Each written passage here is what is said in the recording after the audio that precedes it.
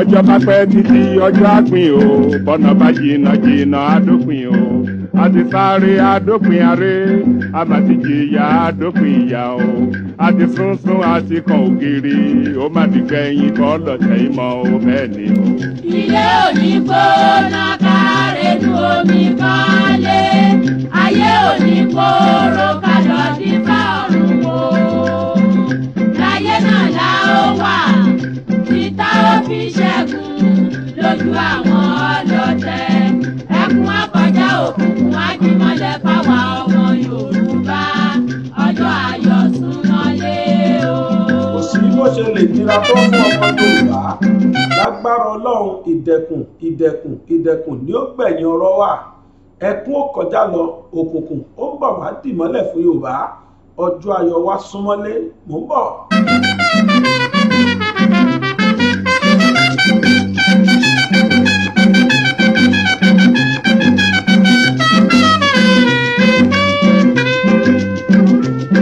ó di láéláé kan gbá ó mà di láéláé kan gbá Yorùbá ò ní dọ̀bálẹ̀ ẹ̀fẹ́ nìkan ó di gbẹ̀yìn kọ́ lọ́tẹ̀ ìmọ̀ o. ayé ìgbà kan ni Yorùbá ò fẹ́ dọ̀bálẹ̀ fẹ́ nìkan o àwọn alájẹbánunú Yorùbá kì í ṣe pé wọ́n dọ̀bálẹ̀ nìkan wọ́n tún yí ńlẹ̀ pàápàá fún Fúlàní ni nítorí tí wọ́n rí jẹ lọ́wọ́ wọ́n fẹ́ talẹ̀ Yorùbá dànù síta ṣùgbọ́n láwọn ò ní gbà fún wọn mọ́ bọ̀. ẹ dìde dìde bí ológun ẹ bá jàgà sílẹ̀ o ẹ rántí àtọmọdọ́mọ kò ní sún wa kò ní rẹ̀ wá tá ó fi ṣẹ́gun. kò sí súsú kankan bẹ àbí rírẹ̀ kankan ṣé ṣòkòtò tá a ti wọ̀ yìí èyí tí àwọn bàbá wa ti bẹ̀rẹ̀ tí àwọn bàbá wa gbé táwọn ọmọ wọn náà tún náwó gbé ní agbára Ọlọ́run orí tàwọn ọmọ wọn orí ti àwa ọmọ wọn yìí náà nìṣẹ́gun ó ti dé ló ńlá gbogbo ẹnì tó wà nílẹ̀ òkèèrè tí wọn ò lè wọ Nàìjíríà mọ́ tó dẹ́rù ń bà wọ́n pẹ̀lú ògo Ọlọ́run ẹ gbọ́ pẹ̀lú àdúrà gbogbo àwọn ẹni bí ẹni èèyàn bí èèyàn àwọn àfáà àwọn pásítọ̀ àti àwọn tó jẹ́ ẹlẹ́sìn ìbílẹ̀ nílùú ilẹ̀ Yorùbá ìṣẹ́gun ń bọ̀ mò ń bọ̀. ẹni tó dé ó sàn ju ẹni tirẹ̀ ń bọ̀ bẹ́ẹ̀ ni ò ní ní dúró kẹ́dúró gbọ̀n kẹ́dúró gbọ̀n kẹ́dúró gbọ̀n gbọ̀n gbọ̀n àtùpàgbé oníkan yóò bí ẹ bá sùn ẹgbẹ́ ọjọ́ ayé. ojú oorun wẹ̀ kò sí ojú oorun a ò sùn a ti dúró gbọ̀ngbọ̀n títí tí òdodo fi dé bá wa nílẹ̀ Yorùbá títí tí a fi gbalẹ̀ Yorùbá wa adúró gbọ̀ngbọ̀n ni Elédùà náà sì dúró tì wá ó gbọ́ kò sí ìdúró kò sí bẹ̀rẹ̀ títí tọ́lọ́run ó fi ṣe èyí tá à ń fẹ́ fún wa bíjà bá tiẹ̀ fẹ́ bẹ̀rẹ̀ láàrin ọmọ Yorùbá a ṣetán láti parí ẹ̀ lẹ́ẹ̀kan sí mò ń bọ̀ fáínálì. bí a bá kú tí a bá jí a ó mẹ́ni rè fẹ́ràn ẹni bá ṣàìsàn wò ni yóò lè mọyì àlàáfíà bí a bá ṣaláìní ká tó wá ní a ó mọyì bàbá ń fojoojúmọ́ jẹun ata ó dífá fún Yorùbá tí í ṣe ọmọ Odùduwà bàbá mi òkè gàgàgà tí í ṣe lépè lẹ́yìn aṣòótọ́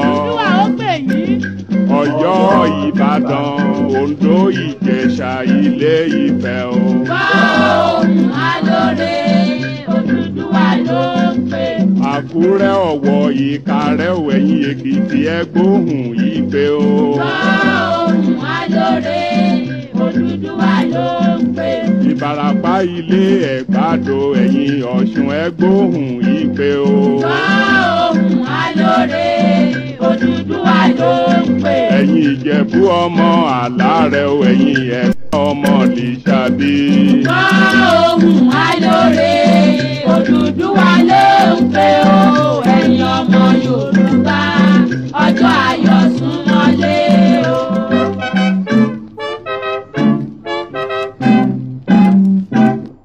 gbogbo ẹ̀dá tó bá sọ pé kí ọjọ́ ayọ̀ Yorùbá má súnmọ́lé irú ẹni bẹ́ẹ̀ bí ìgbín bá ju àfàyà ẹ̀kọ́ ni o bí gbogbo ẹni tó bá sọ pé kí ọmọ Yorùbá ṣẹ́ kó má dé ilé ọlá kọjú ayọ̀ wa má súnmọ́lé lójú ẹ̀ báyìí lójú ayé ẹ̀ àlàálajúlẹ̀ báyìí ni torí rí ó máa dọ́mọ débá ọmọ Yorùbá nígbà náà kò ní ságbára fún wọn láti ṣe nǹkan kan bọ̀ọ̀bọ̀ bíi tàgùtàn báyìí ni ó máa wù lágbára Ọlọ́run.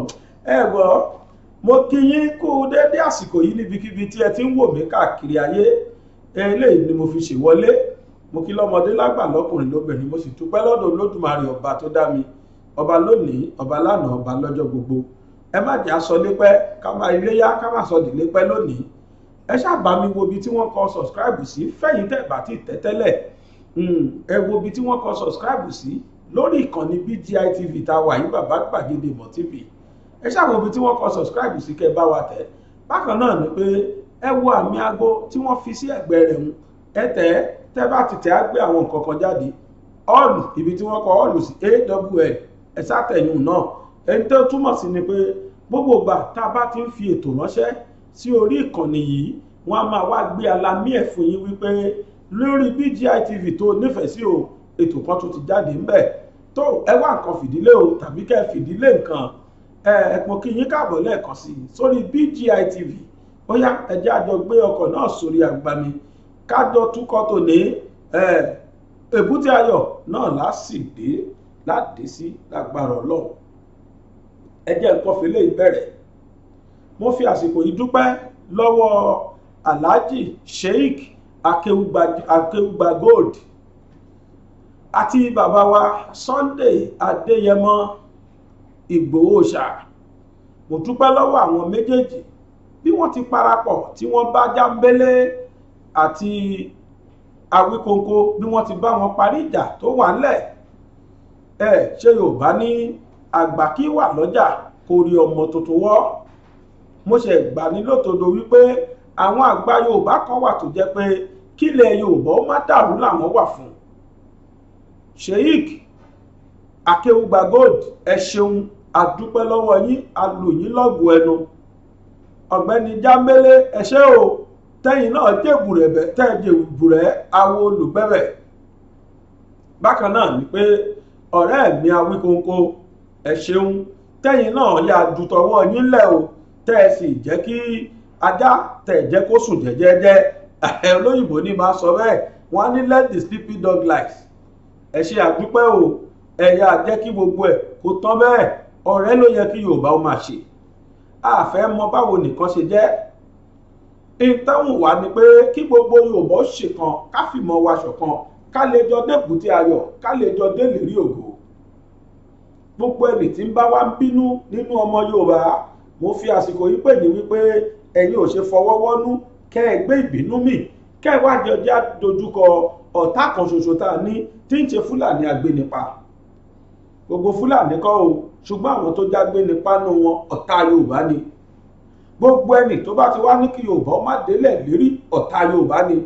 kódà bá a bá rí Yorùbá tó ní Yorùbá ò ní lọ́nà lọ ọ̀tá Yorùbá lòun náà òun gangan lọ̀tá wa òní ẹjẹ́ agbójú ìjà tì òní ẹjẹ́ agbógun tì. ẹ rí gbogbo àwa tó jẹ́ pé àjọ pawó sápò kan náà tá à ń sọ pé kí Yorùbá dé lérí ògo ẹ má jẹ́ abára wa jà mọ́. kódà láàrin sọ̀rọ̀sọ̀rọ̀ síra wọn gan ẹ̀jẹ̀ á parí gbogbo kùsínú tó bá wà láàrin wa mo fọlọ́run bẹ̀yìn mo fò lódò ọba òkè bẹ̀yìn ẹ jọ̀ọ́ ká lè dé lérí ògo ni o.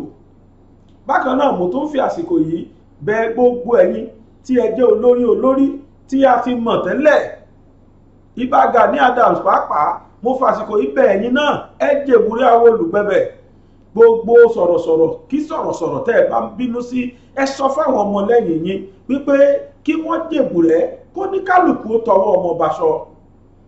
ẹ̀jẹ̀ àjọ kọ́mọlùbọ́ ká lè jọ dé lérí ògo ilẹ̀ Yorùbá. àsìkò rèé tó yẹ kí gbogbo ọmọ Yorùbá ó jọ pawọ́pọ̀ o tó yẹ kájọ fìmọ̀ ṣọ̀kan ká lè jọ kájọ dojúkọ ọ̀tá kan tá a ní ọ̀tá wo ni ọ̀tá tó ní Yorùbá ò ní dé lérí ògo. àmọ́ bàbá wa rẹ́ nìkan tó ń hùwà ọ̀dàlẹ̀ tó ń hùwà agbẹ́yìnbọ̀bọ̀jẹ́ tó ń gbẹ̀yìnbọ̀bọ̀jẹ́ fúnlẹ̀ Yorùbá ẹjẹ́ ń sòdodo fún o Ọlọ́run ó mú àṣírí rẹ̀ ó padà tú.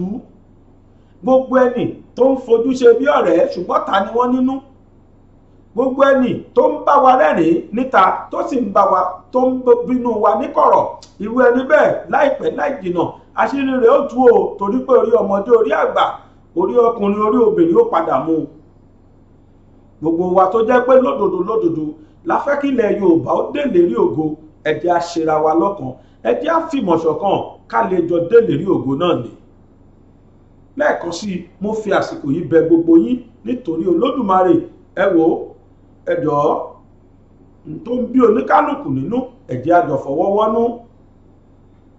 lẹ́ẹ̀kan sí mo dúpẹ́ lọ́wọ́ Sheikh Akeugba Gold fún iṣẹ́ takuntakun tẹ́ ṣe kí ìjà tó wà láàrin Jambele àti Awíkonko kó lè parí síbẹ̀. a dúpẹ́ pé kò tàn yábáyẹ́bẹ́ jù báyìí lọ, torí náà tá ń dùn ní wọn wo bọ́lá bàdé, a sì dúpẹ́ pé kò jù báyìí lọ. ahọ́n àtẹ̀yìn wọn ò lè ṣe kí wọ́n má jà, tí wọ́n bá jà kò sẹ́ni tí ń gbọ́ ńgbà tán bá parí rẹ̀. ẹ ṣé o, ìyẹn kọ́ ni mo wá sọ lónìí, mo kàn yà fara sí ibẹ̀ ni.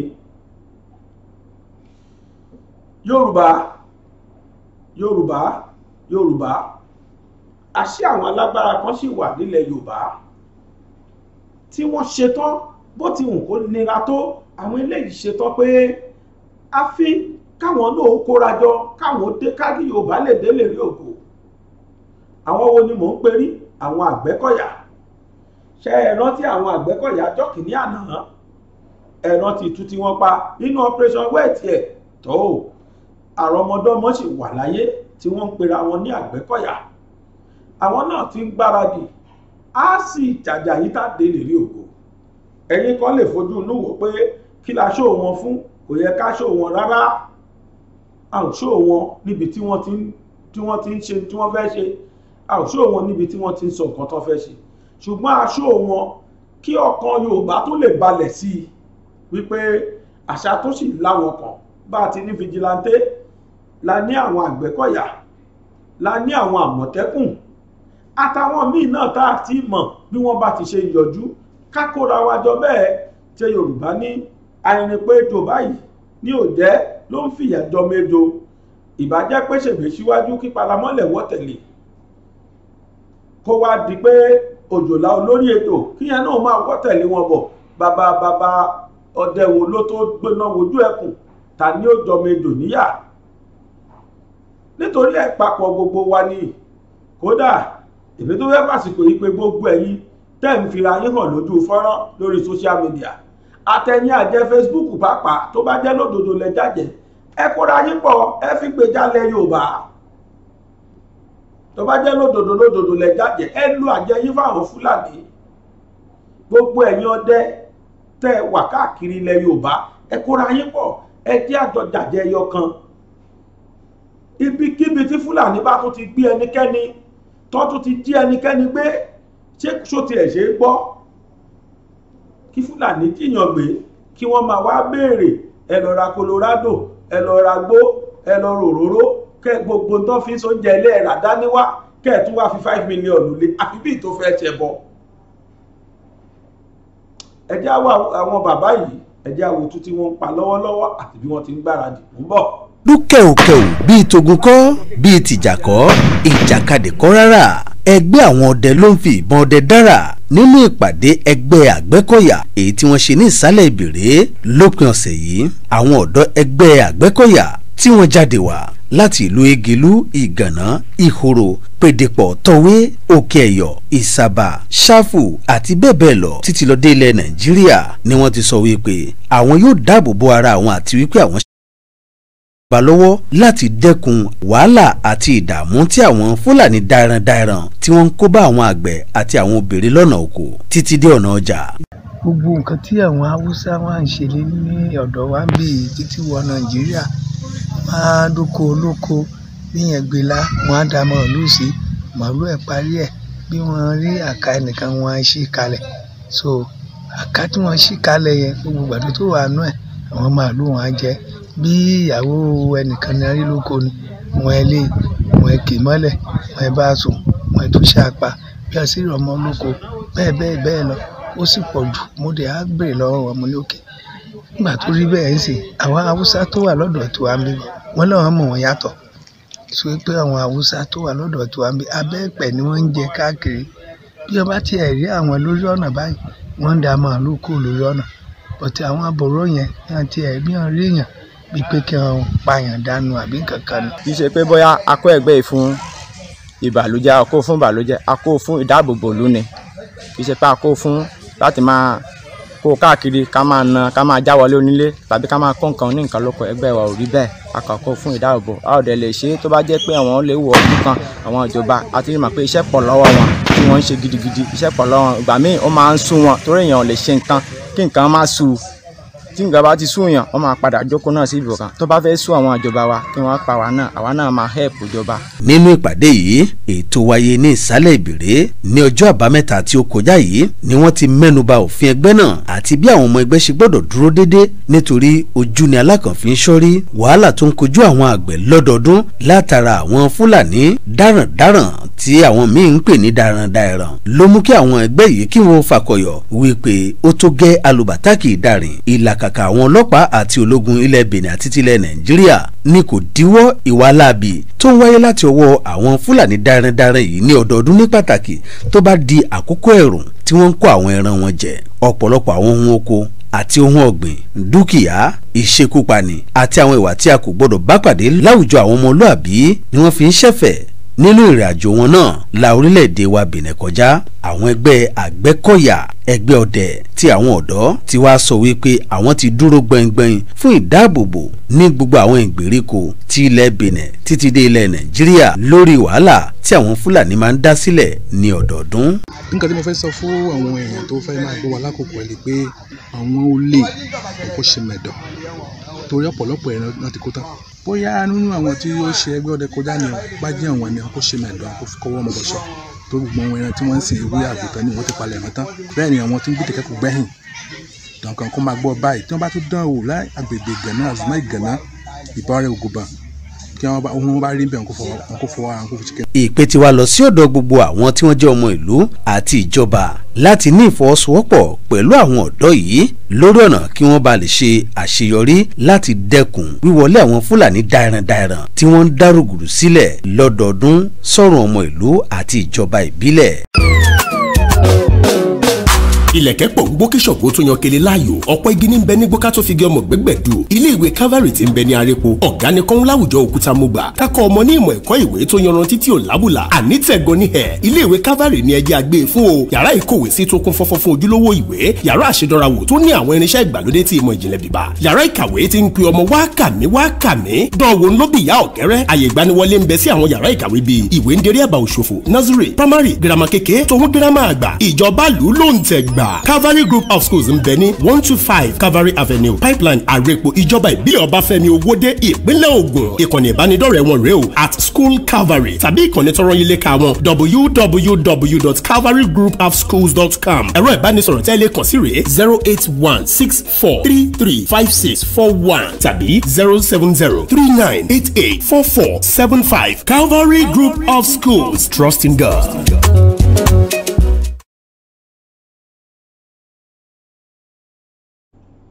tó àwọn bàbá wa àwọn Àgbẹ̀kọ̀yà àwọn lẹ́wọ̀ yìí ní agbára Ọlọ́run sẹ́ẹ̀ àní Yorùbá gbọ́dọ̀ délé rí ògo agbọ́dọ̀ délé rí ayọ̀ lágbára Ọlọ́run gbogbo ẹni tí ń sunkún tí wọ́n ti palẹ́kún gbogbo ẹbí tí wọ́n ti palẹ́kún gbogbo apápátá lọ́lọ́run padà palẹ́rìn wọn àwọn aráabí yìí wọn ò bá wa mú ní kékeré o wọ́n láwọn ò ní gbà láàbọ̀ àwa náà sì ní wọn kún fún wọn ilẹ̀ Yorùbá ó gbọ́dọ̀ gba òmìnira kúrò lọ́wọ́ àwọn Fúlàní agbénipa wọ́n wá sílùú wa sílùú bàbá wa wọ́n ló di dandan káwọn ó dá wa kúnlẹ̀ kí wọ́n dá wa dọ̀bálẹ̀ ká máa ṣẹrú fún wọn bàbá Ògúndé ti sọ pé Yorùbá ó ní ó di láyéláyé kan gbá Yorùbá ò ní dọ̀bálẹ̀ fẹ́nìkan kò pọ́síbù kò sì ní pọ̀ náà ní táyé ìparẹ́ akáláṣe o ọwọ́ wa lè má ti gbèkúdà ká má ti gbèrèkú tó pa bàbá tó bí wa lọ́mọ àmọ́ láìpẹ́ idà náà fúnra náà ni ó fi lé wa lọ́wọ́ láìpẹ́ yìí oríṣiríṣi ló ṣẹlẹ̀ nínú ìlú tá a wà yìí wọ́n á pa owó wa nínú ìlú wa lágbègbè wa wọ́n á sì kó lọ wọ́n á lọ pín lọ́wọ́ ara wọn. Ìyẹn nìkan kọ́, wọ́n á tún fi orúkọ wa gba owó. Wọ́n á fi orúkọ wa gba owó. Ó ṣàṣe òṣì àwa ní Nàìjíríà. Yorùbá wà bẹ́ẹ̀. Owó ọ̀hún tí wọ́n bá gbà, ìlú kì í ṣe ọ̀dọ̀ tiwa ni wọ́n ò ná sí. Nítorí pé ojú ni tírèènì tí wọ́n ní wọ́n ṣe lọ sí Niger. Kí ni àjọṣepọ̀ Nàìjíríà àti Niger? Kì wá ṣe pé bóyá owó wà lọ́wọ́ wa tó pọ̀ o la ṣe ṣerú ẹ̀ o. Wọ́n já owó ṣe ni. Wọ́n já owó ṣojú rin yìí ni. Wọ́n tún ti fẹ́ yà mí nísìn 82 billion. Kí ni wọ́n fẹ́ fi ṣe? Wọ́n láwọn fẹ́ fi ra mosquito net. Wọ́n fẹ́ fi ra àpò pẹ̀fọn. Kẹ́fọn bá máa jẹ wá kú nílùú. Ṣé bí wọ́n kàn gbọ́dọ̀ fún lórúkọ ni pé nǹkan báyìí la fẹ́ fowó ọ̀hún ṣe? Tí wọ́n bá gba owó yìí dé, ẹ bá wo kí ni wọ́n fi ṣe. Wọ́n sì lọ yá ni, kì í ṣe pé bóyá wà ní lọ́wọ́. Wọ́n á kàn kọ orúkọ sí ni pé owó tá a fẹ́ yá yìí o, nǹkan báyìí láì ṣe. Tí wọ́n bá wá gbowó ọ̀hún tán, ìlú tí wọ́n ti lọ yá wá, ibẹ̀ náà ni wọ́n ò tún dá padà sí. Àmọ́ nínú àkáǹtì oníkálùkù wọn tí wọ́n lákáǹtì ń bẹ̀ ni. Ó lè gbé, ó tún padà gbé padà. Ó lè gbà kúrò, wọ́n padà mú un. Ṣé bẹ́ẹ̀ rọ́kùnrin tí a gbé wá lórí fídíò wa, èyí tó jáde lálẹ́ àná tó sọ pé fúnra ara wa la máa ń fọwọ́ ara wa yan olè tí yóò jí ọjọ́ ọ̀la wa lọ. Ǹtọ́ pẹ̀lú lóṣèlú rèé, àwọn ní olè tí wọ́n jí ọjọ́ ọ̀la wa lọ. Àwa náà láti tún fọwọ́ ara wa yàn wọ́n. Ó ti níjọ́ kan tí wọ́n yà sọ́tọ̀, ẹ wá dìbò fún wa. Á tó dì fún wọn tán. Kódà ní ìgbà míì àwọn èèyàn á tún máa nọra wọn lé lórí. Àmọ́ lè ti ń gbébọn tá à ń fojú rí. Gbogbo agbára wa lásà láti lè kọjú yẹn kó má kú dúkìá lásán. Dúkìá tẹ̀mí gangan ó ní olè olóṣèlú ń kó. Nígbà tí wọ́n bá kó tán, kí ló fẹ́ ṣe sí? Parẹ́ rẹ̀ o, wọ́n tún ti bẹ̀rẹ̀. Wọ́n láwọn fẹ́ gba 82 billion. Wọ́n ló wá àpò pẹ̀fọn. Àwọn fẹ́ rè ya owó kẹ́ ẹ fi ra àpò pẹ̀fọn fún wa. Àwọn ìlú òyìnbó tí ò sẹ́fọn nílùú wọn ní tí wọ́n ṣe sí. Kí ló dé táwọn òkúkú pa ẹ̀fọn láti ilẹ̀ kí ẹ̀fọn bá máa tiẹ̀ kẹ́fọn má tiẹ̀ sí Nàìjíríà rárá? Ṣé bó níhun táwọn ìlú òyìnbó tó kù ń ṣe sí? Ọ̀rọ̀ bẹ̀rẹ̀ látorí kọ́tà tó mi ń gbà kọjá. Kí làwọn báwo ni wọ́n ti ń ṣe kọ́tà lu Nàìjíríà sí lórí títì wa? Kò sí kọ́tà, kò sí kan, ẹ̀wá ní kẹ́fọn má jà. Kí ló dé tí wọn ò lo owó láti ṣe kọ́tà? Kọ́ ni pé kọ́tà ìkẹrẹ kó jẹ́ pé kọ́tà tí wọ́n ó bò lórí. Tí wọ́n bá ti ṣe léyìí, ẹ̀fọn ò ní lè jẹ wá. Bọ̀ àmọ́ gbọ́kànná kí wọ́n ṣe bẹ́ẹ̀, owó àpò pẹ̀fọn ni wọ́n máa sọ pé àwọn ó rà. Dèbí pé owó yìí ó máa lọ sínú àkáǹtì tiwọn. Ibẹ̀ lẹ̀fọn ti máa jà nínú àkáǹtì wọn. Àwa jáde síta. Àbí àwọn èèyàn léèrè kí lẹ rí sí? Owó tí wọ́n láwọn fẹ́ yá yìí, bóò lọ̀hún ṣe rí kí lẹ rí sí? Ìta múbọ̀dé táwọn èèyàn sọ rèé, mò ń bọ̀. The government proposed to borrow $200 million just for procurement of mosquito nets. It's actually, I don't care where this is going, what the state, the position of the House is on this. But I know for a fact that this is actually an indication to the fact that we are in a serious trouble as a country, because this reminds us that there is a loophole in our health sector. If we are demanding to borrow $200 million just to procure mosquito nets, I mean, for everything they propose to do, the only thing they always do is to go and borrow this money. So you begin to wonder, does it mean that we are really a poor nation like that? No, we are not. Because what happened after procuring this loan is that the project they procured the loan for would definitely be left unattended to. This money, what they tell you is they are procuring this loan for this mosquito net, But in the real sense, what they are procuring this loan for is to embezzle the fund again. So even if they are serious about this, but the fact that when these funds comes in, it will still go into the pockets of these same guys. So we definitely make you to realize that no, whatever they intend to do with this, it's actually and it's just the logic they use all the time to embezzle their money. It is a call on the legislative arm of government to rise to the occasion and know for the first time that it is not an all-commerce business.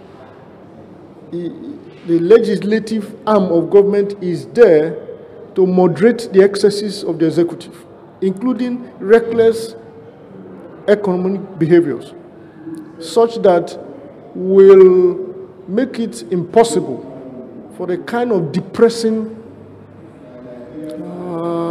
information we are getting.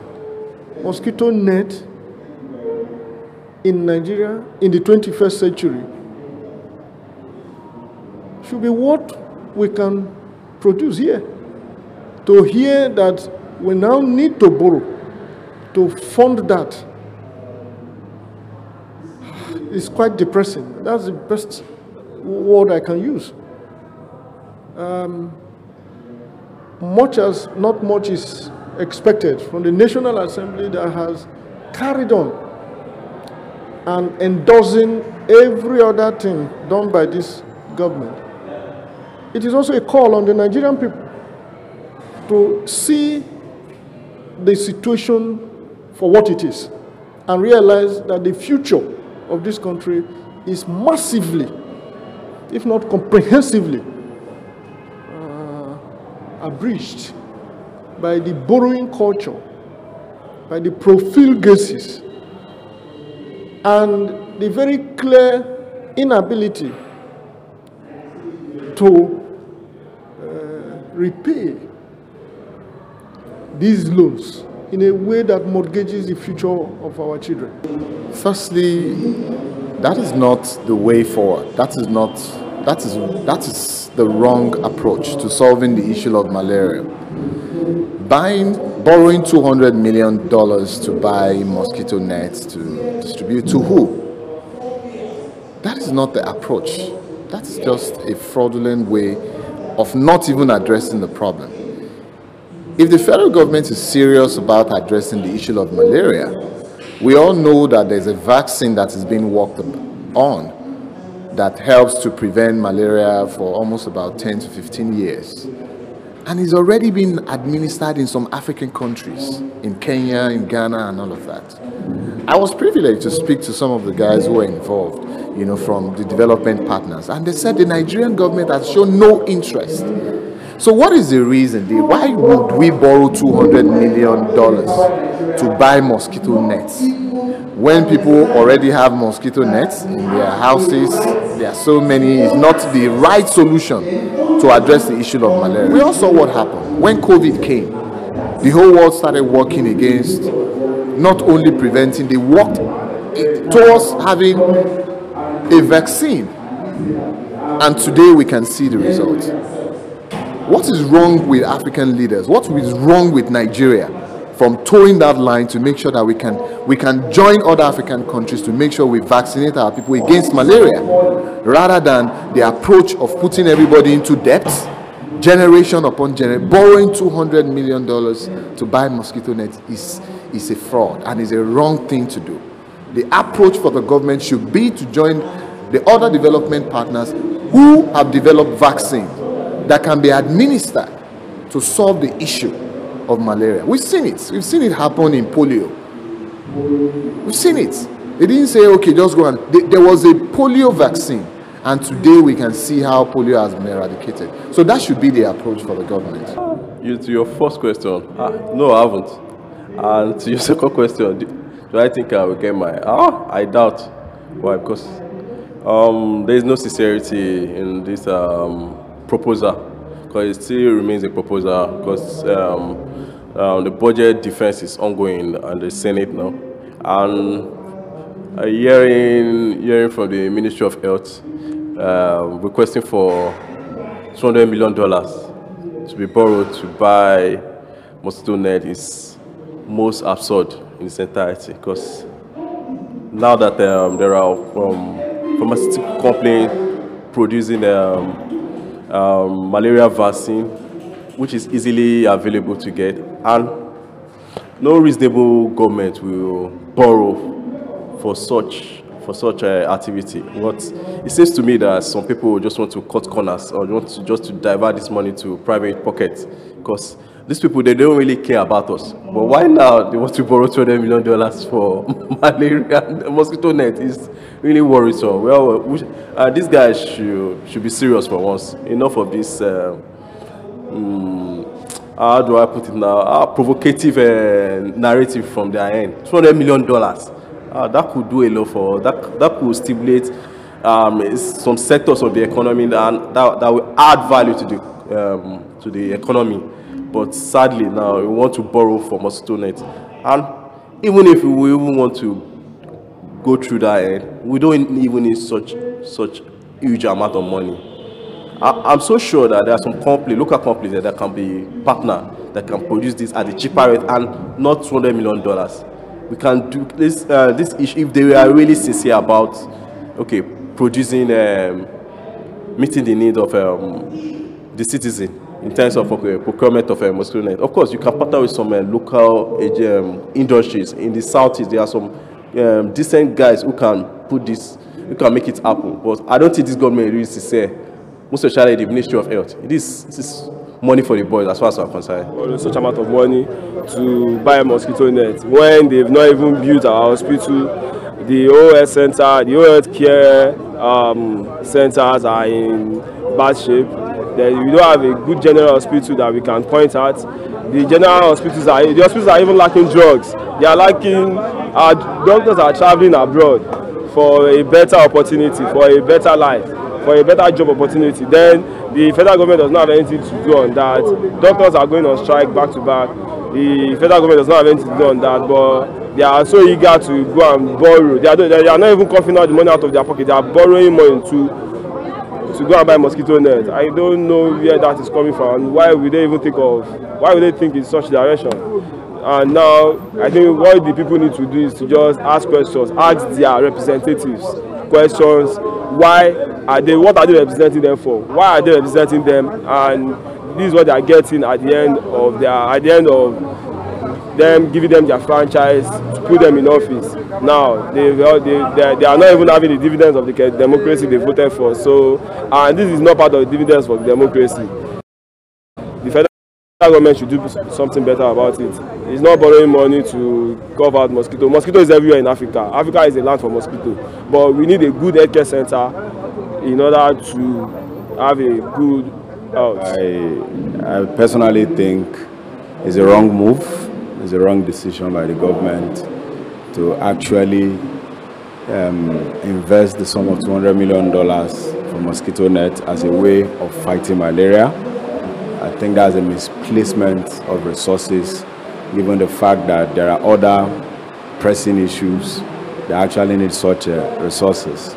The issue is this: as a conflict manager, one way of addressing the issue is not addressing the symptoms. You should be looking at the main issue, and I think buying mosquito net is not a way of addressing the causes of malaria. So to me, it's a misplaced priority by the government. I think what the government should be doing is to, the issue of stagnant, stagnant water where mosquito, where they breed, ensure that the environment is very, very clean and conducive. Because the problem is by the time you go through all the drainages, let's use a place like Lagos, you notice that the volume of the volume through which mosquito breeds on a daily basis is actually on the very high side. So it behoves on us as leaders to look at those fundamental issues that is actually causing the main problem, not just allocating money. Because the truth is this: you will be disappointed that some of these scarce resources will end up probably in private pockets. And the question is, how do you distribute my mosquito net all over the federation? I don't think that move is in the interest of Nigerians. I think such decisions should be reversed, and those particular money should actually be channeled in the right direction into other pressing needs, such as education and other basic infrastructure that will be of interest to the average Nigerian people. So to me, $200 million for mosquito net is a no-no. I'm not in support of it. Ṣé rí pé ọ̀rọ̀ ọlọ́gbọ́n ìkan náà ni, ọ̀rọ̀ wèrè náà ni ó yàtọ̀. Ní tí mò ń sọ gan láwọn ẹni yìí náà ń sọ yìí, 82 billion. Owó tá a wá ń sọ yìí o, kí ni wọ́n fi ṣe? Wọ́n máa pè ní. Títí wà bẹ́ẹ̀ tó ń sunkún ẹ bá mi tún ṣe tí wọ́n ò ṣe. Àìmọye àwọn nǹkan tó yẹ ká fi owó ṣe. Ó dà bí náà ni wọ́n tún ti fowó kún yìí. A ò rí náà lò ó. Iná wọn ò sí déédéé o, wọ́n tún fowó kún. Wọ́n sáwò pé àní àwọn fẹ́ fìyà jẹ yín pa níṣẹ́. Àwọn kan jẹ́ Ràmímbà, Radical Movement for in Nigeria Bar Association àwọn lọ́yà ní ẹgbẹ́ àwọn lọ́yà ni wọ́n kóra wọn jọ pàápàá jùlọ lórí tí wọ́n ṣe fún odindi Supreme Court Judge Odili tí wọ́n lè dọ̀yà alẹ́ ẹ̀ bíi tí wọ́n ṣe lọ́dọ̀gbò wọ́n ṣe bẹ́ẹ̀ náà nílé tiẹ̀ náà oníkálukú wá yọ rẹ̀ bẹ́ẹ̀ ní sí pé mi ò mọ̀ ń pẹ́ o DSS lóhun ò mọ̀ ń pẹ́ Màlàmí lóhun ò mọ̀ ń pẹ́ ẹni wọ́n dẹ̀ mú ń bẹ̀ ó ní Màlàmí gan-an ó ní òun jẹ́ agbẹnusọ fún Màlàmí lẹ́sẹ̀kẹsẹ̀ Màlàmí lóhun ò mọ̀ rí ta ló ní kán lọ bẹ̀ àwọn lọ́yà yìí kóra wọn jọ wọ́n sọ ọ̀rọ̀ gidi lórí owó tí wọ́n tún yá yìí wọ́n sọ̀rọ̀ gidi lé lórí ẹ jẹ́ ká gbọ́ nǹkan tí wọ́n wí wọ́n dẹ̀ ń pe àwọn ẹgbẹ́ wọn tó kù pé kó jọ́ o ẹ jẹ́ ká tètè dìde ọ̀rọ̀ tí Nàìjíríà ń bí tó ń bá ìlú yìí bọ̀ yìí àfi ká má lajúlẹ̀ ká má máa wò ó mò ń bọ̀ ẹ̀gbọ́n tán wí náà mò ń bọ̀. Solidarity forever, we shall always fight for our rights. Solidarity forever. Solidarity forever. Solidarity forever. We shall always fight for our rights. Victory. There is victory for us. Victory. There is victory for us. In the struggle for Nigeria, there is victory for us. Forward, never backward, never in the struggle for Nigeria, there is victory. The system is designed to collapse and cheat you if you are not connected, and you don't need to be connected in a constitutional democracy to get your rights. And that is why the people of Nigeria, the citizens of Nigeria, must change this attitude of accommodating the oppression meted out to them regularly in all spheres of life. Is it in health sector? Is it in housing sector? Is it in immigration? Is it in trade and commerce? Is it in technology? Is it in day-to-day living? Government do not work and they oppress you if you are just a coma man. And that's why people now regularly pray, may Nigeria not happen to you. Why would Nigeria not happen to you? Nigeria is supposed to happen to us because we live, we move in Nigeria. But Nigeria is a tragedy. You can imagine how the family of this young man have been feeling very awful, very, very awful. And so we are urging as a network, as an organization, for Nigerian people to wake up to Sorosoke and not to accept the oppression by government and officials of government. If you keep quiet, Nigeria system will continue to oppress you. And speaking about this, we want to briefly talk about what we had, what happened last week in Anambra at the so-called election, where at least in a particular village, it was shown that villagers rejected 5,000 naira inducement per voter. 5,000 naira inducement by politicians, and it was said to be APC. And I watched it, and some other people watched it, you know. Before then, it was another set of politicians, PDP, that was giving people 400 naira and a kind of malt, which many of us must have seen too. But in Anambra, we saw that this happened. Earlier on in the year, something like that has been much more dramatic has happened in Ghana, where they chase them away with their money. And this is what we are supposed to do. We should not be bribed. We should not compromise our future. I mean, even if you are given $1 million naira, can you spend $1 million naira in this horrible, bastardized economy led by Buhari government for 4 years? Not to talk of somebody giving you 2,200 naira, a loaf of bread. Can you imagine pure water, a cape, I mean, or a cap or something flimsy? Can you imagine salt, you know, a mess of porridge? Like Esau, the biblical Esau, and you are trading away your destiny and the destiny and the future of your children, born and unborn. This is an attitude that must change. It's an attitude that must change. And we have to talk also about what happened, the travesty of the Nigerian criminal system that happened when the man who actually consumed the pension of millions upon millions of Nigerians. He was to serve 8 years, and he was smiling and laughing because it was a huge joke. Somebody will say, well, you can't blame the judiciary, you have to blame the legislature who has made it so slack.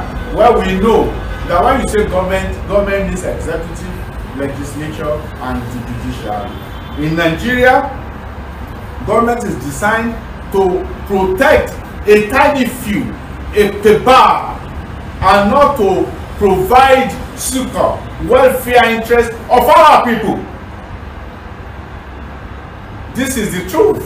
In China, where they have been borrowing money recklessly, Nigeria has been borrowing money under Buhari, who is highly competent in borrowing money.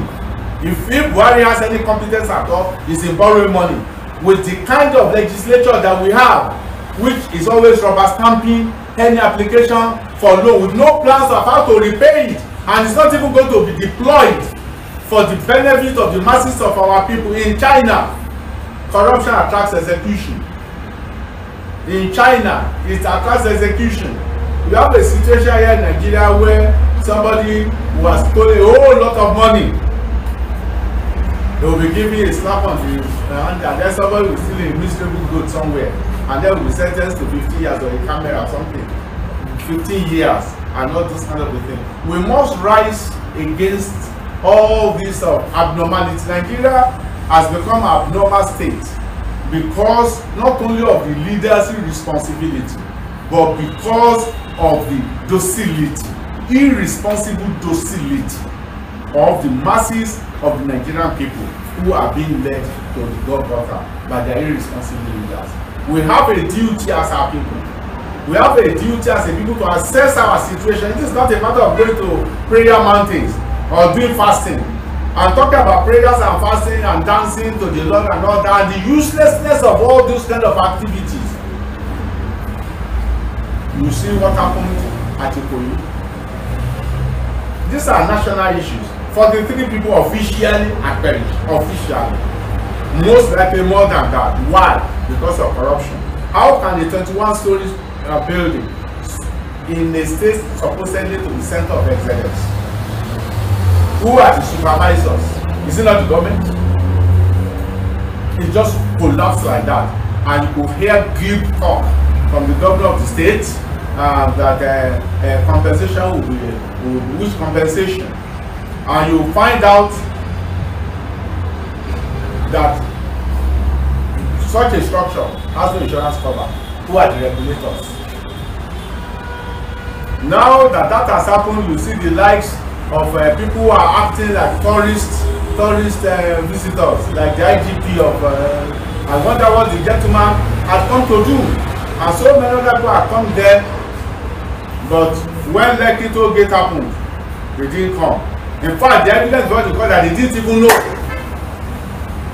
They didn't even know. We need to rise up as a people. We need to rise up against clear brazen operation, serious in the faces. Nobody can hide. That in Nigeria, you cannot begin to hide and you are poor. You cannot begin to I don't know what is happening. You know what is happening. You've only chosen to be weak, to be cowardly, to be silent, to be comfortable with the slavery and oppression that has been affecting our lives and will continue to affect our life except we stand up.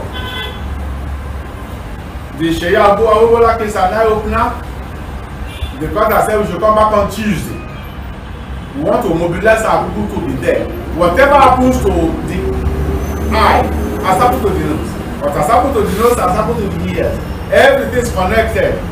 That's what we told the members of the family of that young man today. That you know that Nigeria is happening to you. You will not know. And when they say come and join forces with people who are interested in the liberation of this country, they will say, well, let me just be saving my head, let me be protecting. How can you protect your head in the hair? You can't protect your head in the hair. Some people say, I should have been paying my side. My economy is whichever economy. Continue deceiving yourself. And some people have swept away with party loyalty. What party? This particular government has ruined the economy 5 times, 7 times, 10 times worse than they inherited. The insecurity under this particular government has tripled, has quadrupled, much more than that. That's since 2015.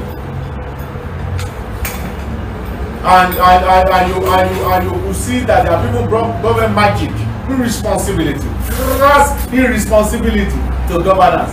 I'm talking of the justice to the real this house invasion. You know what has happened?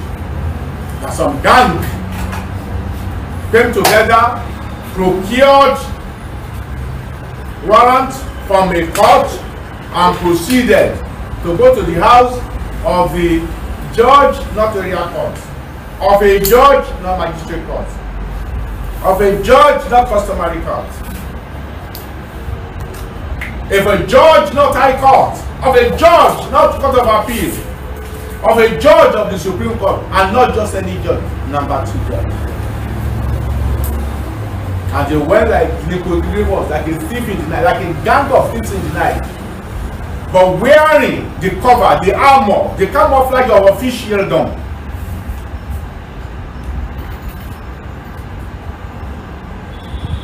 They did not succeed. Now, quickly, EFCC said, I don't know anything about it. DSS, I don't know anything about it. Police, I don't know anything about it. Honorable Attorney General, Malami himself, I don't know anything about it. But what has happened? At the same time, we will investigate. And quite unlike Nigeria security forces, within a week or so, a newfound emergency efficiency has come up, and they have quickly got 14 people. Now we have been to government magic, unknown cleric, that demand the CSA, Chief Superintendent of Police, who asserted that is a consultant to the Attorney General of the Federation. They said no, it's a fake. Everybody is a fake.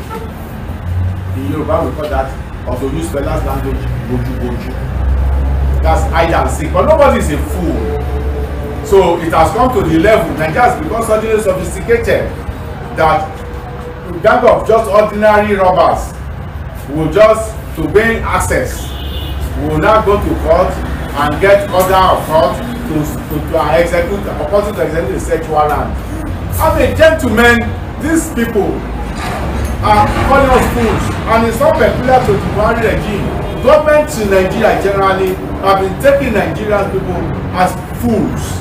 You understand. You understand. And you can be sure that nothing is going to come out of this. You know, when you have a situation like this Zabola Ige was killed. Up to date, the case has never gotten cracked. You know, if Hush Puppy were not a situation that American forces that intervene outside, it did not come to anything. Ibori was not caught here. In fact, he escaped sanction here. It was in the UK. And so now you won't be surprised if within the next, we are raising the alarm actually. In the next 2 weeks, you will hear that CSP is dead. That so-called fake CSP that is dead, or he has gone mad, or that has escaped. You know?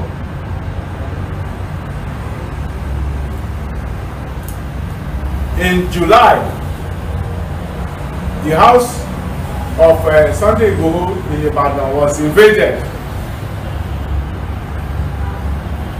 Government forces moved away with the bodies of people who were killed there, and they are yet to release.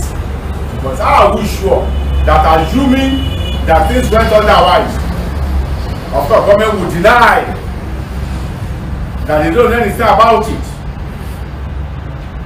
And you see the Nigerian police, the person in charge of the, what is it, what is his name now? The PRO, if you look at what he presented, he was the accuser, he was the investigator, he was the defender, he was the judge already, and you are the investigation. This is Boju government magic. And we are not going to accept it. We are not going to accept it. We are not going to accept this kind of a thing, tomfoolery. That they are making Nigerians to be fools. This is not acceptable. This is not acceptable, gentlemen. So the important thing is that we are moving on. We are urging our people to be alert and to be prepared. People should not forget even how we got to this place. The June 12th election and the transition from the military to the civil rule that we have now cost a lot of people their lives and positions and their health. Quite a lot of people have died, really.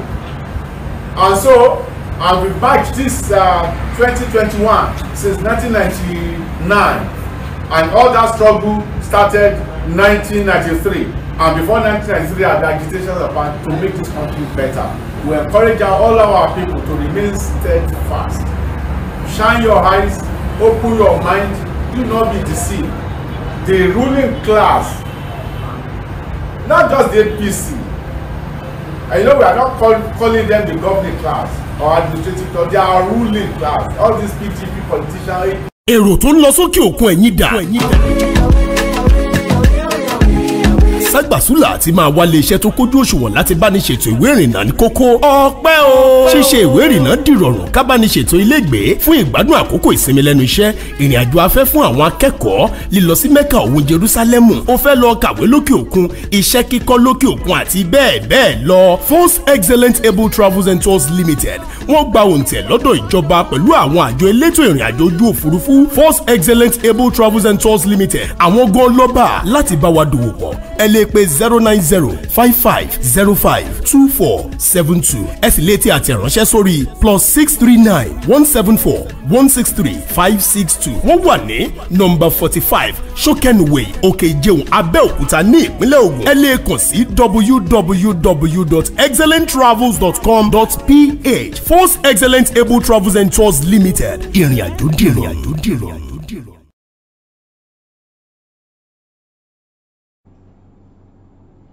Force Able Excellent Travels fún ẹ̀yin tí ẹ fẹ́ lọ sí òkè òkun àbí ẹ fẹ́ wá látòkè òkun àbẹ́ ẹ fẹ́ kí wọ́n bá yín gba físà ní ètò ìwé ìrìnnà lẹ fẹ́ ṣe, ẹ̀yin ẹ ṣàpè wọ́n kí ẹ bá wọn sọ̀rọ̀, ẹ rí i pé ìdùnnú ni ó wà ńbẹ̀. Bákan náà ni ẹ̀yin tí ẹ fẹ́ fọmọ sí iléèwé tá a polówó tán lẹ́ẹ̀kan iléèwé tó jẹ́ pé tí ẹ bá fọmọ síbẹ̀ ẹ rí wípé orí rẹ̀ bá tiẹ̀ ti dọ́ta tẹ́lẹ̀ lẹ́sẹ̀kẹsẹ̀ lórí rẹ̀ ó pè wálé tẹ́lẹ̀ orí rẹ̀ bá sì pè bí ọmọ tiyín tẹ́lẹ̀ orí ó máa pè lọ sí ni ẹ bá wọn dòwò pọ̀ kẹ́yìn náà rí pé ìdùnnú ló wà ń bẹ̀ tó ṣẹ́gbọ́n tí àwọn gbogbo àwọn tẹ́ rí ní nínú fídíò tá a ṣò fún yìí agbẹjọ́rò ni gbogbo wọn pátápátá nígbà tí àwọn náà rí bí ọ̀rọ̀ ìlú yìí ṣe lọ sí ni wọ́n kóra wọn jọ ni wọ́n bẹ̀rẹ̀ sí ní fi ohùn lẹ̀ wọ́n ń pe àwọn ẹgbẹ́ wọn wà lórí ìjókòó àwọn nìkan lẹ́kàn rí tí a ṣò fún yìnyẹn àwọn ẹgbẹ́ wọn wà lórí ìjókòó bẹ́ẹ̀ ni gbogbo oníkálùkù wọn náà ni wọ́n sọ pé bọ́rọ̀ yìí ṣe ń lọ nílùú yìí ẹ gbọ́ àfikún oníkálùkù wa tètè pakítí mọ́ra o wọn ò gbọ́dọ̀ fẹjọ́ ṣègbè mọ́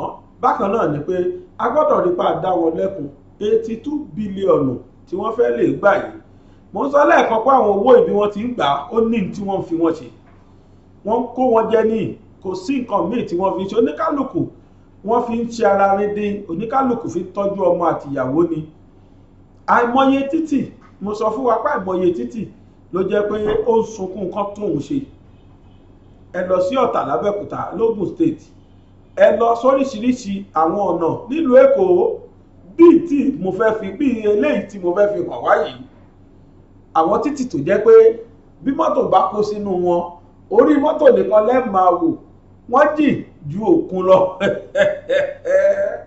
àwọn títì tó jẹ́ pòtò tí ń bẹ́nu wọ́n ju tòkun lọ bẹ́ẹ̀ bá kó síbẹ̀ pẹ́rẹ́ Olódùmarè ló lè yọ ọ̀yàn jáde títì náà sì ni nílùú tó lọ́ba tó níjòyè bẹ́ẹ̀ bá wá bí àwọn gómìnà yìí wọ́n ní federal road ni wọ́n ní báwọn bá lówó state ṣe wọn ò ní dáwó náà padà fáwọn ló wá fẹ́ má lè kùbì kan ní gbogbo àwọn ìlú ilẹ̀ pàápàá jùlọ ilẹ̀ Yorùbá tó jẹ́ pé tẹ́ ẹ bá rìn ẹ lè accelerate ìṣẹ́jú méjì kẹ́ ẹ má tẹ bírèkì bí ẹ̀mẹ́wàá kí ló dé a sì ń gbọ́ pé ẹ̀ ń yáwó lójoojúmọ́ kí lẹ fowó ọ̀hún ṣe níbo lẹ náwó ọ̀hún sí gbókànràn yẹn Àrèwá ni wọ́n fi ń kọ́ ẹ wá ní pé wọ́n Nàìjíríà ṣé lóòótọ́ ni ẹbẹ́ yìí náà rí nǹkan táwọn sẹ́nétọ̀ yẹn sọ bóyá ọ̀sẹ̀ tó kọjá kọ́ ni mo gbé fídíò ọ̀hún wá ni níbi tí àwọn mínísítà tí wọ́n ti lọ dìfẹ́ǹdì bọ́jẹ́ẹ̀tì ẹ̀bẹ́ pọ́n tí mínísítà yẹn sọ pé kí ló dé ẹ kó gbogbo eléyìí sí ilẹ̀ Haúsá gbogbo títì tó dà yẹn ní kán ṣe sílẹ̀ Haúsá àmọ́dún àwọn ń kọ́ kò sí títì ẹ fáwọn títì kankan rárá ṣó yẹ kó rí bẹ́ẹ̀ bá a ti ń rìn nù o ẹ wo títì tí mò ń sọ yìí kódà ẹ̀yin kó rẹ́rìn àbí kí èèyàn bá Nàìjíríà sunkún mò ń bọ̀. They work. See road wey government dey do that. See road. Not a road this one. See road. What's up? Lagos is working. Now Lagos is working this one. See road. When they come and don't see vote for them again. God. Only 1 hour rain. God. Only 1 hour rain. See road. Lagos is working. Yeah, be this Ijaya na Ijaya Ajala. Amadiya na be this so. Amadiya. God expose them today. Lagos is working. God wants to expose them. Road, Lagos is working every day. Sherry. 2023 now they come again. 2023 they come again. The government doesn't vote for them. Useless road, useless government, useless Lagos government. Federal useless, state useless. For just 1 hour road, 1 hour road, 90 road, that's it. God expose them. God expose them. Look at the crowd. Child life. Very useless. Come on, Sherry. Look at the crowd here. Thank God.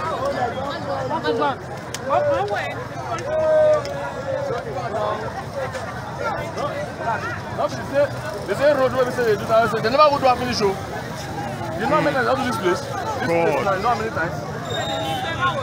They go to one, we go box. They go try, go box. Yeah. I believe this. I believe this. Yeah. Water. See.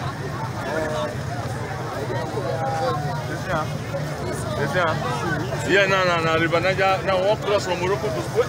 Walk cross now from Morocco to Spain. I'm telling you. Now Morocco will now walk cross at Spain. Straight. You don't understand? Now Morocco will this also. I tell you. Morocco now to Spain. Look at so that. Look at Kingston back. What's the new show? We got walk cross now from River Jordan to Niger. I tell you, go on. Wait a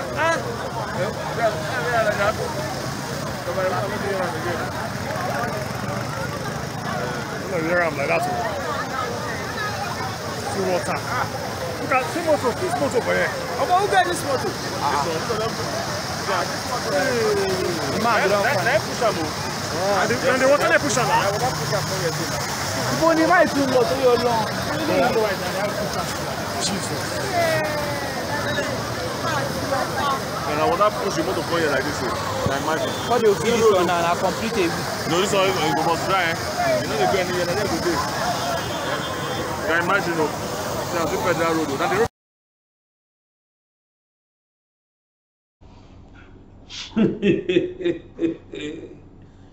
Wọ́n ní Ìjàyè Àjàlá nílùú Èkó olè wò yìí o. Ǹjẹ́ téèyàn bá fẹ́ wẹ̀ ká ló fẹ́ lọ òkun tí wọ́n ní kò kéèyàn lọ wẹ̀wẹ̀ òkun o. Jẹ́ bá bá lójú títì ìṣekò tó ṣàárín mú. Àbẹ́ẹ̀rí bómi ti ṣe mu odindi dáfó. Ẹ wò bó ti ṣe mú tán. Ẹ jọ̀ọ́ òjò wákàtí kan péré ló rọ̀ ń bẹ̀ o. Nítorí pé kòtò tó wà ń bẹ̀ tẹ́lẹ̀ náà tẹ́lẹ̀ rí agbódindi èèyàn. Ìjọ́ kan mò ń kọjá lọ mi ò wá mọ̀ bóyá ọmọ Nàìjíríà ló fọwọ́ ara ẹ̀ gbẹ́ o, ṣùgbọ́n mo rí títì tó ya map of Nàìjíríà ní kòtò tó wà ń bẹ̀ ní ojú títì, ó dẹ̀ fọ́ọ̀mù map of Nàìjíríà báyìí, omi wá dákúnú ẹ̀. Mo wá wò kódà mo ya fọ́tò ẹ̀ gbà náà pé èkó tún leléyìí, bóyá ọmọ Nàìjíríà ló wá mọ̀ọ́mọ̀ lọ construct kò yé mi, ṣùgbọ́n gbogbo títì yẹn títí tá fi débi tá ń lọ gbàgà gbùgbù di bí mo ṣe ń sọ ìyá bẹ́ẹ̀ ra mọ́tò tuntun wọ̀lú yìí lénìí ẹ fún lóṣù 6 yóò dìdàkudà ni níbi gbàgà kí ló dé? Àwọn eléyìí wà ń bẹ̀ wọn ìyàwó fi tún wọn ṣe. Mosquito net la fẹ́ fowó rà 82 bílíọ̀nù. Mélòó wá ń gbogbo ẹ̀fọ́gán tó wà ní Nàìjíríà tá bá ṣe sẹ́ńsọ̀ wọn. Ìyẹn ni pé ẹ̀fọ́gán pọ̀ ju èèyàn lọ nìyí. Àbí kí ni ká sọ 82 bílíọ̀nù náírà. Tó Ọlọ́run ó là wá o, Ọlọ́run ó bá wa ṣe o. Torí tẹ́mi dẹ̀ rí yìí ẹ gbọ́ ó fẹ́ kọjá bẹ́ẹ̀. Ó kọjá bẹ́ẹ̀ ni kì í ṣe pé ó fẹ́ àfikọ́ lọ ń ṣàánú wa nílùú yìí. Kí ló tún kù? Kí la tún fẹ́ ṣe? Níbo la tún fẹ́ lọ? Kò sí nǹkan míì ju pé kó ní kálukú dá dúró. Solution sọ̀rọ̀ tó wà lẹ́yìn ní ètò ààbò kò sí, oúnjẹ fáráàlú kò sí, ó dá nǹkan lò nǹkan tá ń pè ní infrastructural facilities zero ni. Kí ló tún wá kù? Tó bá jẹ́ pé nítorí ipa àpọ̀ ni, tó bá jẹ́ pàgbára àjọba ọ̀ka a ní kí wọ́n fún wa láyè kò ní kálukú gbé kó lọ́múdọ́mù yẹ́ ẹ̀gbẹ́. Jẹ́ kó lọ́múdọ́mù yẹ́ ẹ̀gbẹ́. Ẹ̀rù tó ń bà èmi nísìn ni pé àfẹ̀sí ká má máa rìn lọ́jọ́ kan kí wọ́n sọ pé stop there, what is your name? Àbí nígbà táwọn China bá wá fẹ́ gbowó wọn pọ̀ bá débi. Tó bí mi jẹ́ wo bóyá náà ti fẹ́ everybody ìyàwó Nàìjíríà o. Bó ṣe ń wo yìí o, bóyá náà ti forúkọ everybody ìyàwó. Níbi tá ń bàbọ̀ yìí. Ẹnu kí wọ́n dó wait, what is your name? Kéèyàn dárúkọ ẹ̀ kan wo núwèé, kan níwèé arrest you. Kí mo wá ṣe? Wọ́n ti fi ẹyáwó àti mú ẹlẹ́rú. Ọlọ́run ò ní jẹ́ kọ́rọ̀ dàbẹ́ níbi tá ń bá lọ yìí. Àfikọ́ Ọlọ́run ẹlẹ́dàá kó ṣàánú wa. Àfikọ́ Ọlọ́run má jẹ́ kọ́rọ̀ yóò rí bẹ́ẹ̀. Àfikọ́ Ọlọ́run gbà wá o. Ó ṣe jẹ́ pé a ṣe ń sọ àní àfi kí Yorùbá kò dá dúró. Àfi kí Yorùbá dá dúró.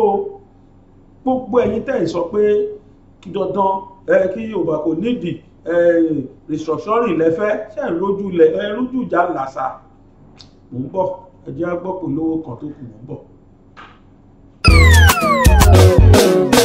Ilẹ̀kẹ̀ pọ̀ ń gbó kí Ṣàngó tó yan kele láàyò. Ọ̀pọ̀ igi ní ń bẹ ní gbóká tó fi gé ọmọ gbẹ́gbẹ̀dù. Ilé ìwé Calvary tí ń bẹ ní Arépo. Ọ̀gá ni kọ́ń láwùjọ òkúta mo gbà. Kákọ́ ọmọ ní ìmọ̀ ẹ̀kọ́ ìwé tó yanrantí tí ò lábùlà. Àní tẹ̀gọ́ ní ẹ̀. Ilé ìwé Calvary ni ẹjẹ́ àgbé fún o. Yàrá ìkówèésí tó kún fọ́fọ́ fún ojúlówó ìwé. Yàrá àṣedọ́rawò tó ní àwọn irinṣẹ́ ìgbàlódé tí ìmọ̀ ìjìnlẹ̀ bíbá. Yàrá ìkàwé tí ń pe ọmọ wá kàmí. Dánwò ń lóbi ìyá ọ̀kẹ́rẹ́. Àyè ìgbaniwọlé ń bẹ sí àwọn yàrá ìkàwé bíi ìwé ń derí àbá òṣòfò, nursery, primary, girama kékeré, tòun girama àgbà. Ìjọba lù ú ló ń tẹ̀ gbà. gbà. Calvary Group of Schools ń bẹ ní 125 Calvary Avenue Pipeline Àrèpò ìjọba ìbílẹ̀ Ọbáfẹ́mi Owódé ìpínlẹ̀ Ògùn. Ìkànnì ìbánidọ́rẹ̀ẹ́ wọn rèé o @School Calvary tàbí ìkànnì tọrọ yín léka wọn www.calvarygroupofschools.com. Ẹ̀rọ ìbánisọ̀rọ̀ tẹ́lẹ̀ kàn sí rèé 08164335641 tàbí 07039884475. Calvary Group of Schools. Trust in God.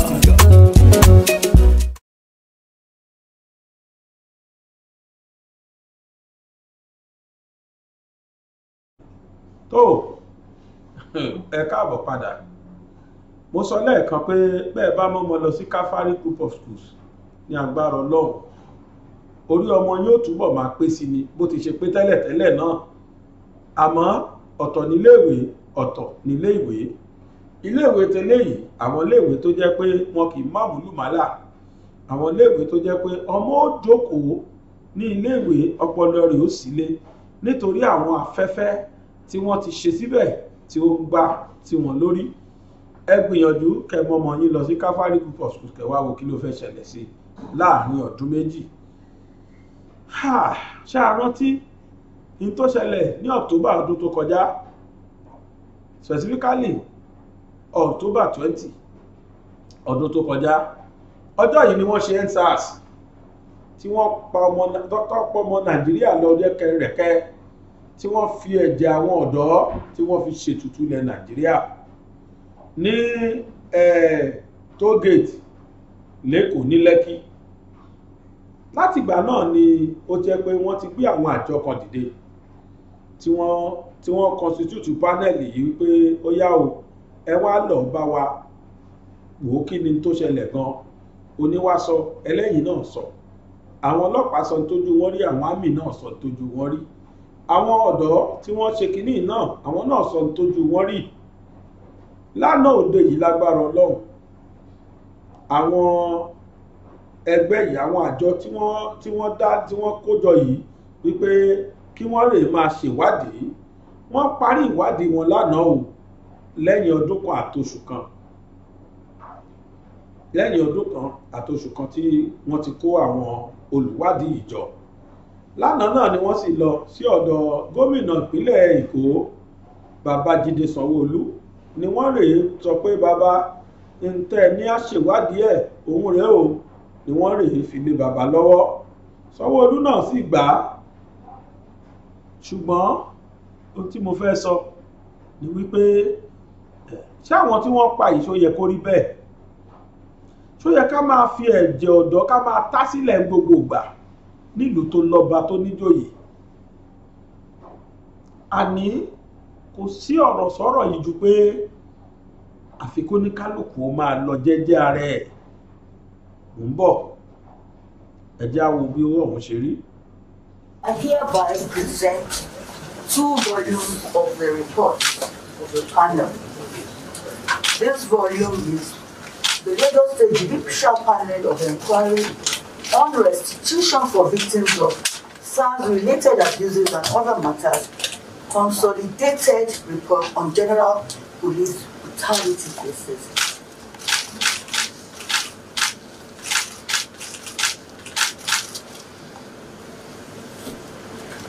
This second report is the Lagos State Judicial Panel of Inquiry on Restitution for Victims of SARS-related abuses and other matters. Report of Lekki Incident Investigation of 20th October 2020. It is my greatest pleasure to present the report to the Lagos State Government. Thank you. Thank you very much. That on the 19th day of October 2020,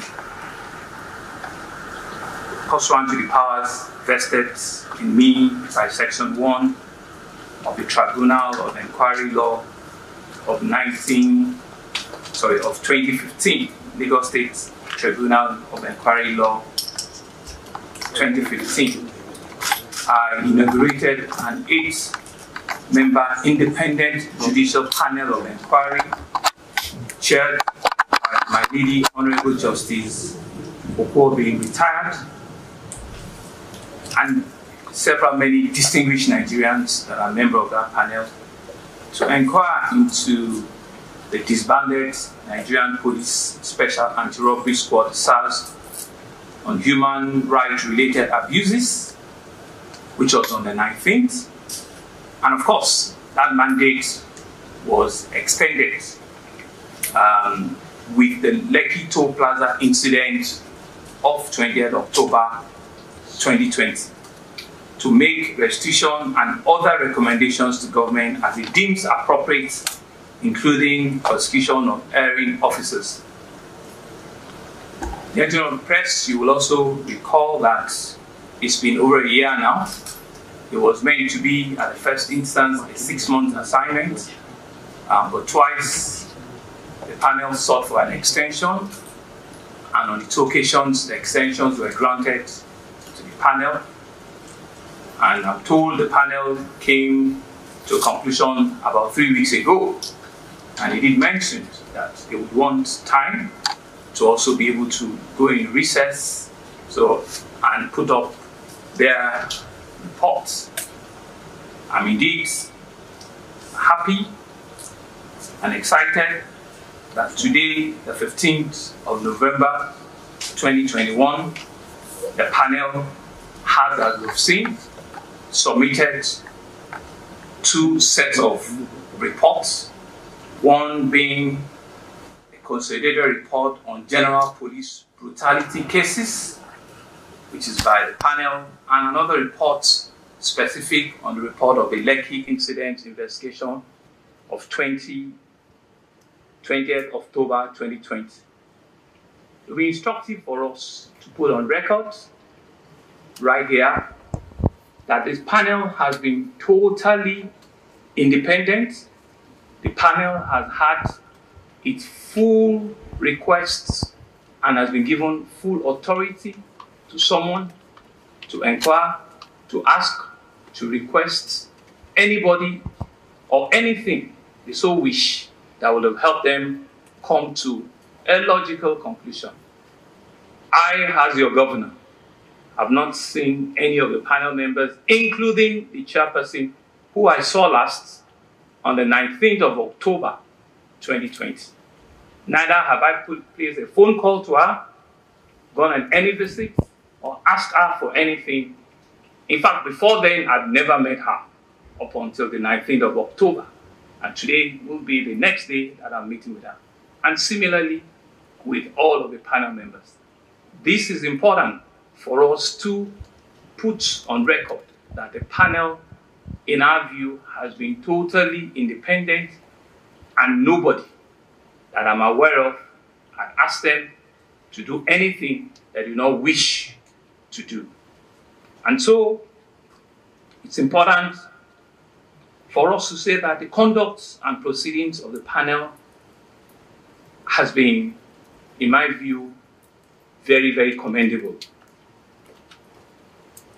And I also want to say that the people, the government of Lagos, and indeed the nation, will indeed be thankful to this panel. History will judge them, and I imagine it will judge them well. The chairman had mentioned to us what has been the journey the last 1 year. The amount of money that they've been given to different petitioners, 410, 237, and 37 for various restitutions and for various damages that must have occurred. I want to sincerely thank the chairman and every member. I'm actually seeing some of them for the first time. You know, after we inaugurated about 4 or 5 of them, the number increased, and I've not even seen some of them. I've never met them before. I want to thank you for your time, for your steadfastness, for your sincerity, for your commitment throughout this period. I imagine it will have been a tough time for each and every one of you, personally, professionally, individually, and collectively. But I want to thank you on behalf of the entire citizens of the state. I also want to thank the people of Lagos State, all of the various legal practitioners that on their own have appeared before the panel. I want to thank several non-governmental organizations who took it upon themselves to avail themselves of experience, of skills to the panel. I want to thank the gentlemen of the press who had covered the whole proceedings at different times. And I want to say that indeed, prosperity and history will judge each and every one of you positively. I'm believing and I'm trusting that this process will help us to start the very difficult process of proper reconciliation, restitution, bringing together of everyone that must have, in one form or the other, been affected by either the police or any of our citizens that must have been wronged by one form or the other. The process of healing, I imagine the submission of this panel will start that process. I want to assure you that what you have done for us is indeed very commendable, and it's something that we will not take for granted. As a people, I believe we must endeavor to remain civil, and as a government to ensure that the rule of law prevails in the states and the country in general. I therefore receive this report of the panel and reassure you that the recommendation. Tí mo rí sí ọ̀rọ̀ yìí ni pé àwọn tí wọ́n padànù lásán yìí ìbá má rí bẹ́ẹ̀ tó bá jẹ́ pé ìlú ṣe tó yẹ kó ṣe. Àmọ́ wọ́n ń wo kí náà fẹ́ ṣe sí èsì ìwádìí tí wọ́n fi lé Gọ́fúnà Sanwó-Olú lọ́wọ́ nísìn, ẹ jẹ́ á wo kí náà fẹ́ ṣe sí. Gbogbo èsì táwọn yẹn rí gbogbo ẹ̀ ni wọ́n ti gbélé wọn lọ́wọ́ yìí. Èmi wo kí ni wọ́n fẹ́ ṣe sí, kí ni ìjọba Nàìjíríà fẹ́ ṣe, kí ni ìjọba Èkó fẹ́ ṣe, kí ló báwo ni irú ẹ̀ tún ní ṣe ṣẹlẹ̀ mọ́. Ọlọ́run á ṣàánú wa. Oníyanṣẹ́ ọlọ́kà ṣe gbogbo ẹ̀yin tí ẹ bá wa wo tèmi, gbogbo yín náà ni mo dúpẹ́ lọ́wọ́ ẹ̀ o. Ẹ jẹ́ á tún pàdé ní ọ̀la láṣẹ Èdùmàrè. Ojú tẹ́ fi wò mí ò ní fọ́ o, etí tẹ́ sì fi gbọ́ mi, etí náà ò ní di lágbára Ọlọ́run. Ẹ jẹ́ n tún fi kún pé ní agbára Ọlọ́run sẹ́ẹ̀ láìpẹ́ láì jìnnà ọmọ Yorùbá ìrọ̀rùn ìdùnnú ó fẹ́ẹ̀ dé bá wa ná pẹ̀lú ògo Ọlọ́run. Gbogbo ẹni tó bá ń retí wípé kí Yorùbá ó máa dọ̀bálẹ̀ fún Fúlàní àbí kí Fúlàní ó wá gbalẹ̀ bàbá wa lọ́wọ́ wa, ẹ sọ fónítọ̀hún ò wípé olódo pátápátá ni. Wọ́n ti kùnà, àṣẹ ti bá wọn ní agbára Ọlọ́run. Àṣeyọrí làwa ó ṣe o, torí pé àṣeyọrí báyìí náà òun náà ni alákàn ló ń ṣepò. Ó di dandan o kí àwa náà ká ṣe àṣeyọrí. Ẹ gbọ́, ẹ jẹ́ á máa fi eléyìí ṣe lọ. Lẹ́ẹ̀kan sí ẹ jẹ́ n tún sọ fún wa pé ẹni tí ò bá tí ì bá wa buwọ́ lu ibi subscribe, ẹ wo ibi tí wọ́n kọ sí, kẹ́yìn náà subscribe fún wa kẹ́ ẹ fọwọ́ lù ú.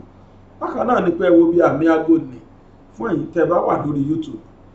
Ẹ wo bí àmì aago yìí, ẹ bá wa tẹ̀ ẹ́, á gbé àwọn option kan wá, all yẹn ni kẹ́ ẹ ṣátẹ̀. Ìyẹn túmọ̀ sí pé gbogbo ìgbà tí ètò bá ti ń gorí ètò wa tó ti ń wá sórí ìkànnì yìí BGI TV, ẹ máa rí wò ní kedere ni. Ẹ̀yin tẹ́ wà lórí Facebook, àwa náà wà ńbẹ̀. Ẹ ṣá wo Gbàgede Ìmọ̀ with Aláwìyé Báyọ̀, eléyìí ni page wa. Bákan náà ni pé lórí Instagram àwa ńbẹ̀ náà Gbàgede Ìmọ̀ _22. Ẹ ṣeun o, ojú tẹ́ fi wò mí lẹ́ẹ̀kan sí, ojú náà ní fọ́, etí tẹ́ sì fi ń gbọ́ mi ò ní dì. Èmi náà Láláwìyé Adéwàsàbúrè ọmọ bàbá tíṣà lábẹ́kúta. Èmi tí gbogbo yín mọ̀ sí bàbá Gbàgede Ìmọ̀ ni mò ń fàsìkò yìí sọ fún yín pé láyọ̀.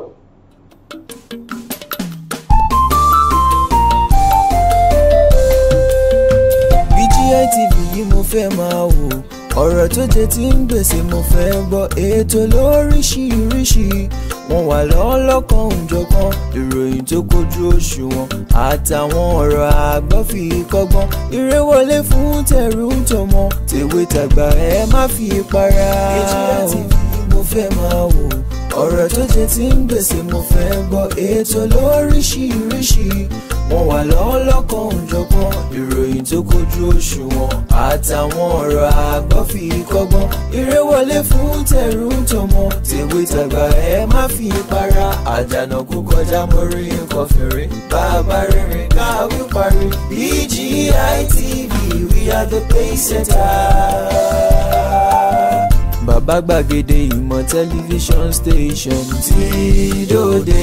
iléeṣẹ́ amóhùnmáwòrán tó mọ bó ṣe ń lọ tó ní ìròyìn kọ́ńbọ̀kì tó jẹ́ yàjóyàjó ìròyìn àti ìsọfúnni àtìgbàdégbà àwọn ètò tó ké pọ́pọ́ filẹ̀ má yí kúò ń bẹ̀ má gbé kúò ń bẹ̀ máa jẹ̀gbádùn ẹ̀ lọ BGI TV Bàbá Gbàgede ìmọ̀ TV èdè ọ̀kìn ló dirí ẹwà fákòkò o bí ọ̀kìn bá tú ìyẹ́ ẹ̀ díẹ̀ ẹwà rẹ̀ á kalẹ̀ á ká oko ẹ kàn sí ẹ̀ka ìpolówó ọjà wa láti bá wa dòwò pọ̀ lórí +234 70 38 22 6160 fún àwọn tí ń bẹ lórílẹ̀‐èdè Nàìjíríà 070 38 22 6160 BGI TV Bàbá Gbàgede ìmọ̀ TV ọ̀gá ni kọ́ń láwùjọ òkúta. Bàbá Gbàgede ìmọ̀ tẹlifíṣọ̀n station tí dòde.